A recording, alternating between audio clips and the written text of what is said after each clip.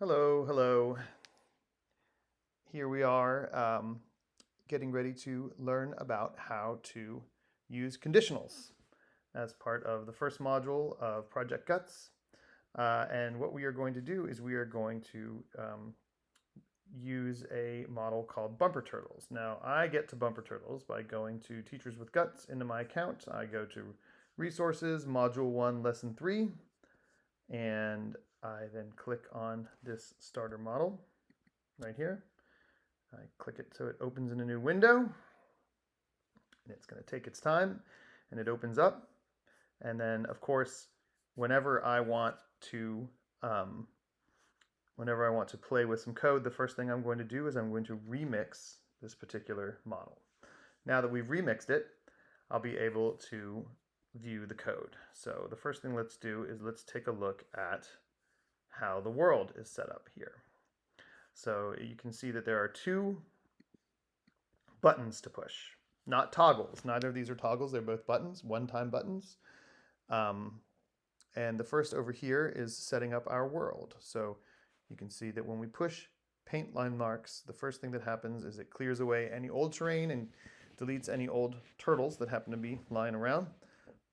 And then it's going to create a single turtle, which is size 3. It's going to set first its color to red, and then 30 times it's going to scatter and then stamp grid, which basically just puts down a little square in the color of the turtle. And then it's going to change colors to black, do the same, and then change colors to blue, do the same, and then it's going to delete that turtle, and it's going to leave behind a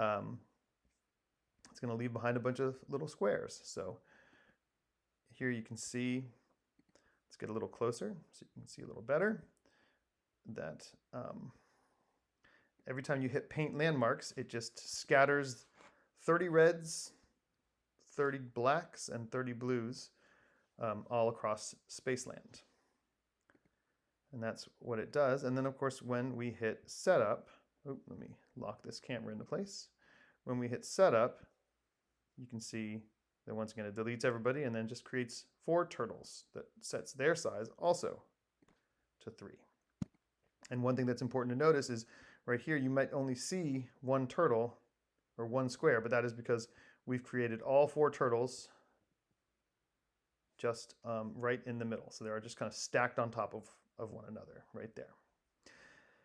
So now we've set up our environment, and the next thing we're going to do is we want to make turtles react. Now, this is our first time using this conditional feature here. And if you're looking for conditional, which is yellow, you're going to want to go to logic. You can see a few different types of conditional statements and also and kind of conditions that accompany the conditional statements. So in this case, what we are going to try to do is we want our turtles to react to the terrain.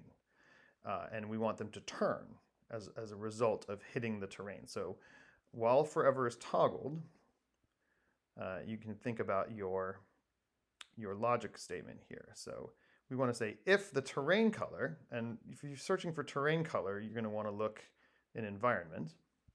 If the terrain color is a certain color, well, what do we want the turtles to do? In this case, we're going to want them to turn. Perhaps 90 degrees is always a good way to start.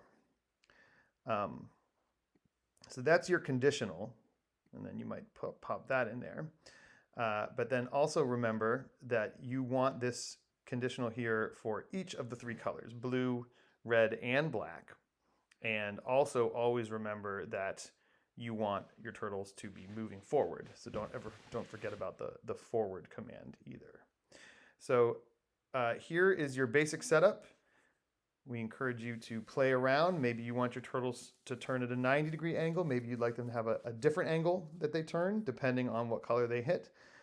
The world is your, the Spaceland is your oyster to adjust as you see fit. So good luck and have fun.